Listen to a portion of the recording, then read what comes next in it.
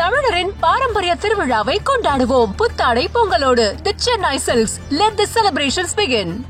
வணக்கம் மக்களே, அனைவருக்கும் இனிய பொங்கல், மாட்டு பொங்கல் அட்வான்ஸாவே நாங்க சொல்லிடுறோம். ஸோ இந்த ரிவ்யூல நம்ம விஷால், சுந்தர்சி இவங்களுடைய சந்தானம், விஜய் ஆண்டனியோட இசையில வந்த மத கஜ ராஜா திரைப்படம் எப்படி இருக்கு அப்படிங்கறத பார்க்க போறோம். ஸோ நேரே இந்த படத்தை பார்த்தாச்சு. ஸோ ஃப்ரெஷ்ஷா இப்போ உங்களுக்காக இந்த ரிவ்யூ நாங்க கொண்டு வந்துருக்கோம். ஸோ ஃபர்ஸ்ட் வந்து கதையை பத்தி பேசலாம்னு நினைக்கிறேன். யூஸ்வலாவே சுந்தர்சி படங்கள் அப்படின்னாலே கதையை வந்து நமக்கு கண்டுபிடிக்கிறது வந்து ஒரு கஷ்டமான ஒரு வேலையாவே இருக்கும். அந்த வகையில இந்த படத்துலையுமே ஒரு மிகப்பெரிய சேலஞ்சா இருக்கிறது வந்து அந்த படத்தோட கதை என்ன அப்படின்றத முதல் 45 நிமிஷத்துல கண்டுபிடிக்கிறது வந்து ஒரு மிகப்பெரிய சேலஞ்சாவே இருக்கு. Towards the end of the first half தான் நமக்கு கதை ஓகே இதுதான் ஸ்டோரி அப்படின்றது தெரியுது. பட் இருந்தாலும் என்னன்னா அது ரொம்ப ஒரு சலிப்பா இல்லை. சுந்தர்சி படங்கள்னாலே ஓகே அது ஏதோ ரேண்டம் விஷயங்கள் ஸ்க்ரீன்ல நடந்துட்டு இருக்கும், அதெல்லாம் ஜாலியாக என்ஜாய் பண்ற மாதிரியான இருக்கும். அண்ட் அந்த மாதிரியான விஷயம் தான். ஸோ மிடில் தான் உங்களுக்கு இதுவே ஆரம்பிக்குது. என்னன்னா விஷால், சந்தானம், சடகோமன், ரமேஷ், நிதின், சத்யா அப்படின்னு சொல்லிட்டு இந்த 4 பேருமே ஒரு பயங்கரமான ஃப்ரெண்ட்ஸாக இருக்கிறாங்க. இந்த 4 பேர்ல 3 பேர் கல்யாணம் ஆயிருக்கு. இல்லை யாரு கல்யாணம் ஆகல நீங்களே கெஸ் பண்ணிருப்பீங்க. விஷாலுக்கு கல்யாணம் ஆகாம இருக்காங்க. ஆமா சார், விஷாலுக்கு கல்யாணம் ஆகல, மொத்த 3 பேருக்கும் கல்யாணம் ஆயிடுச்சு. ரொம்ப நாள் கழிச்சு ஒரு இதுல ஒரு மாஸ்டருடைய பொண்ணு கல்யாணத்துக்காக மீட் பண்றாங்க, ஒரு ஃபங்க்ஷன்ல மீட் பண்றாங்க. மீட் பண்ணிட்டு என்ன ஆகுது அப்படின்னா அப்பதான் மறுபடியும் ரீகனெக்ட் ஆகிறாங்க. எல்லாம் ரீகனெக்ட் ஆகும்போது எல்லாம் சூப்பரியா கல்யாணம் ஆயிடுச்சு அப்படி இப்படின்னு பாக்குறாங்க. ஆனாலும் என்ன பிரச்சனை அப்படின்னா மத்த 3 பேர் கல்யாணம் ஆயிருக்கு. அந்த 3 பேர் கல்யாணம் ஆன அந்த நண்பர்களோட வாழ்க்கையில வந்து ஒன்று நிறைய பிரச்சனைகள் இருக்கு. அந்த கல்யாணத்துல நிறைய பிரச்சனை இருக்கு. அண்ட் அதை இவர் காப்பாற்ற போறாரு. காப்பாற்ற போறவல்ல இவருக்கு ஒரு பிரச்சனை உருவாயிடுது. ஸோ இதுதான் இந்த படத்தோட கதை. அதுல அப்புறம் என்ன நடக்குது அப்படின்றதான் அதோட கதையாகவும் இருக்குது. சுந்தர்சி படங்கள் அப்படின்னாலே கதை வந்து நமக்கு தேவையே கிடையாது. அதை சுத்தி இருக்கிற அந்த எலமெண்ட்ஸ் மட்டும்தான் எல்லாமே முக்கியமான. இந்த பாடல்களா இருக்கட்டும், இல்ல காமெடி சீன்ஸா இருக்கட்டும், அதுல நடக்கிறது காமெடின்றது விட ட்ரை ஜோக்ஸ், ஒரு ஸ்டூபிட் ஜோக்ஸா இருக்கும். என்னடா இதெல்லாம் ஜோக்காடா அப்படின்ற மாதிரி இருக்கும். ஆனா நம்மளால ரொம்ப சிரிப்போம் அதுக்கு. ஏன்னா லாஜிக்கலா பார்த்தோம்னா லாஜிக்காவே இருக்காது, பட் ஆனா ஜாலியா இருக்கும். அண்ட் அந்த மாதிரியான ஒரு படம் தான் மதகஜ ராஜாவா இருக்குது. ஸோ இந்த படத்தினுடைய நடிகர்கள் பத்தி நம்ம பேசணும்னு நினைக்கிறேன். விஷால் வந்து ஆரம்பிச்சலாம். அவர் தான் படத்தினுடைய ஹீரோ. அவர் தான் எம்ஜிஆர், அதுதான் மதகஜ ராஜா. ஸோ இந்த படம் நம்ம 2012 எடுத்த படம். ஸோ அப்போ வந்து விஷால் வந்து நல்ல ஒரு பீக்கில் இருந்தார். அடுத்தடுத்து அவருடைய படங்கள் ரிலீஸ் ஆகிட்டு இருந்த சமயம், நல்ல ஒரு பீக்கில் இருந்த சமயம் தான் இந்த படமே எடுத்தாங்க. நல்லா ஒரு ஃப்ரெஷ்ஷாக ஒரு எனர்ஜெட்டிக்கான ஒரு நடிப்பை கொடுத்துருக்காரு. குறிப்பாக 6 பேக் கிளைமேக்ஸில் அவர் அந்த 6 பேக்கை வச்சுட்டு வர்ற சீன்லாம் பயங்கர ஹார்ட் ஒர்க் பண்ணியிருக்காரு. அந்தளவுக்கு அவருடைய பெர்ஃபார்மன்ஸ், மாஸ் காட்சிகள், அவருக்கு ஏற்ற மாதிரியான விஷயங்கள்லாம் இருக்காரு. பட் இருந்தாலும் அவரை விட அதிகமாக அந்த படத்தில் ஸ்கோர் பண்ணியிருக்கிறது வந்து சந்தானம் தான். ஏன்னா நாம மிஸ் பண்ற ஒரு சந்தானத்தை இந்த படத்துல நம்ம பாக்குறோம். கிட்டத்தட்ட 12 வருஷத்துக்கு முன்னாடி இருந்தப்ப அவர் பயங்கர பீக்ல இருந்தார். விஷாலை விட அவர் பயங்கர பீக்ல இருந்தாரு. இவங்க 2 பேரோட காம்பினேஷனுமே நிறைய படங்கள் ஒர்க் அவுட் ஆயிருக்கு. தோரணை ஆகட்டும், அப்புறம் வந்து தீராத விளையாட்டு நிறைய படங்கள் நாம சொல்லலாம் அந்த மாதிரி. ஸோ அந்த வகையில இந்த படத்துல சந்தானம் தான் முழுக்க நம்ம என்டர்டெயின் பண்ணி கொண்டுட்டு போறது. ஃபர்ஸ்ட் ஹாஃப்ல அவர் தன்னோட மாமியாரை கலாய்க்கிற ஒரு மாதிரி வரக்கூடிய அந்த காமெடிகள் ஆகட்டும், செகண்ட் ஹாஃப்ல வரக்கூடிய காமெடிகள் அப்படின்ட்டு சந்தானம் கவுண்டரை கொடுத்து போதும்பா, ஐயோ கொஞ்சம் மிச்சம் அடுத்த படத்துக்குள்ள வச்சுக்கோங்க நம்மள சிரிக்க வச்சிருக்காரு. மற்றபடி நிதின், சத்யா, சடகோபன், ரமேஷ் இவங்க தங்களுடைய வேலையை சரியா பண்ணிருக்காங்க. சடகோபன், ரமேஷ் கூட பேசக்கூடிய டயலாக் கூட அங்க குறிப்பா அடுத்தபடியா மனோபாலா அவர்கள் நம்ம பேசியே ஆகணும். கண்டிப்பா அவர் இருந்தார் அப்படின்னா கண்டிப்பா ஒரு மிகப்பெரிய பாராட்டுகளை நேரில் அவர் ரிசீவ் பண்ணிட்டு இருப்பாரு. ஏன்னா இந்த படத்துல அவருடைய போர்ஷன்ஸ் வந்து மிகப்பெரிய அளவில் ஒர்க் அவுட் ஆயிருக்கு. குறிப்பா செகண்ட் ஹாஃப், ஏன்னா ஒரு மினிஸ்டர் கேரக்டர் தான் வராது. செகண்ட் ஹாஃப்ல அவர் வந்து ஒரு எப்படி சொல்றது, நம்ம மகளிர் மட்டும் படத்தில் நாகேஷ் அவர்களை பார்த்துருவோம் அப்படி. ஸோ அந்த மாதிரியான ஒரு போர்ஷனை வச்சு ட்ரை பண்ணியிருந்திருக்காங்க. பயங்கரமாக அது ஒர்க் அவுட் ஆயிருக்காது. எப்படி பெர்ஃபார்ம் பண்ணாரே தெரியல. சந்தானம் கொடுக்குற கவுண்டரு, இவருடைய இந்த ரியாக்ஷன் பயங்கரமாக. மனோபாலா அவரோட ரியாக்ஷன் வந்து என்னன்னா பயங்கர ஒரு பாசிட்டிவ் நினைக்கிறேன். ஏன்னா அவரோட காமெடி என்ஹான்ஸ் பண்ணுறதே அவரோட ஃபேஷியல் ரியாக்ஷன் அண்ட் அவரோட பாடி லாங்குவேஜ் மட்டும் தான் நினைக்கிறேன். அண்ட் என்ன கேட்டால் அது வந்து ஒரு ப்ராப்பர் ட்ரிபியூட் அப்படின்னு நம்ம சொல்லலாம். லுலுசபா சுவாமிநாதன் அவருக்கும் சந்தானுக்குமான கெமிஸ்ட்ரி ஒவ்வொரு படத்துலையும் எப்படி ஒர்க் அவுட் ஆகும் நமக்கு தெரியும். இந்த படத்துல அவருடைய காட்சிகள் பயங்கரமா ஒர்க் இருக்கு. செகண்ட் ஹாஃப்ல ஒரு யோகா பண்ற மாதிரி ஒரு சீன் இருக்கும். அப்ப ஒரு காலை வச்சிருப்பாரு ஒரு மாதிரி. அந்த சீன் தேட்டு விழுந்து சிரிச்சாங்க. அப்படி நல்லா என்டர்டெயின் பண்ணியிருக்காங்க.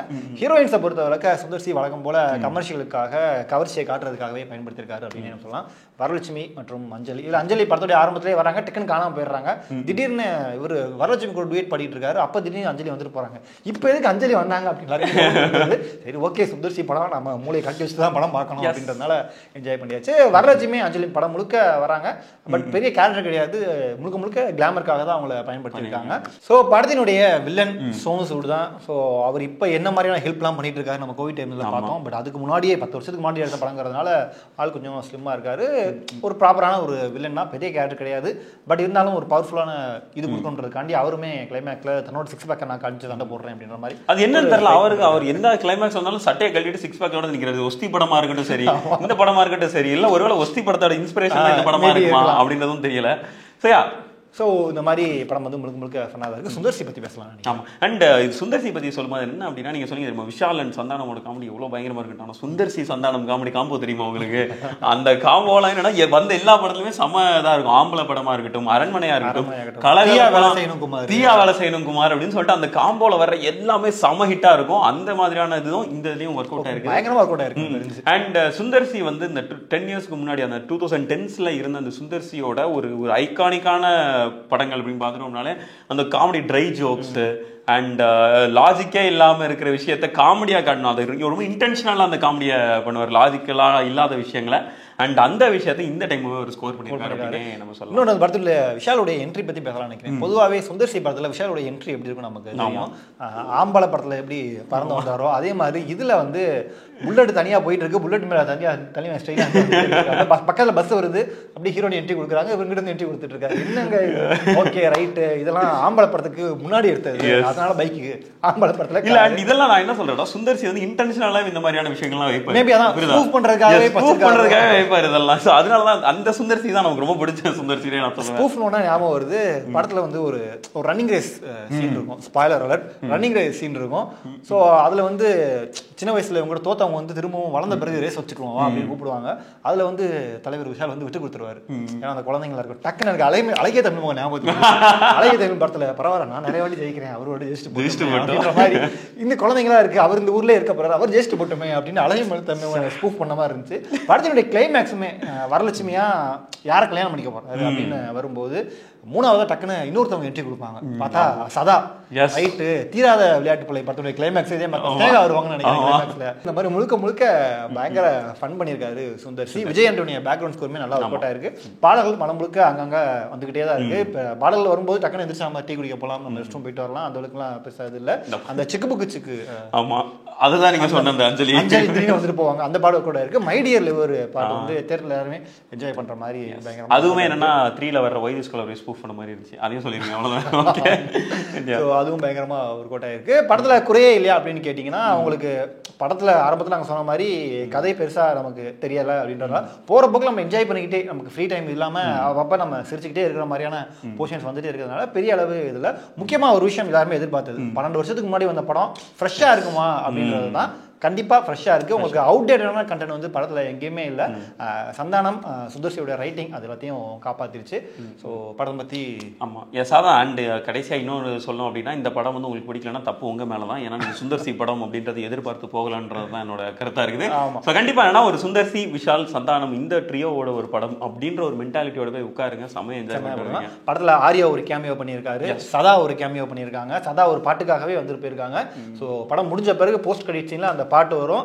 கண்டிப்பா அந்த ஒரு பாட்டுக்காக தான் வந்திருக்காங்க. நீங்களும் அந்த பாட்டை கண்டிப்பா பார்த்துட்டு போறது அவங்களுக்கு ஒரு சின்ன வாழ்த்துக்கள் சொல்ற மாதிரி. ஸோ மொத்தத்தில் இந்த பொங்கலுக்கு வின்னர் அப்படின்னா அது மதகத ராஜா தான். ஸோ கண்டிப்பாக நீங்கள் ஃபேமிலியோட போய் என்ஜாய் பண்ணலாம். சில முகம் சுழிக்கிற மாதிரி கவர்ச்சியான காட்சிகள் அப்பப்போ வந்தாலும் பெருசாக அது நம்மளை டிஸ்டர்ப் பண்ணல. நம்ம போகிற பக்கம் அடுத்தது வர காமெடிகள் நம்மளை மறக்க வச்சிருது. ஸோ தாராளமாக நீங்கள் மதகத ராஜாவை தியேட்டரில் போய் பார்க்கலாம். மீண்டும் வேறு ஒரு ரிவ்யூவில் உங்களை சந்திக்கிறோம். நன்றி, வணக்கம்.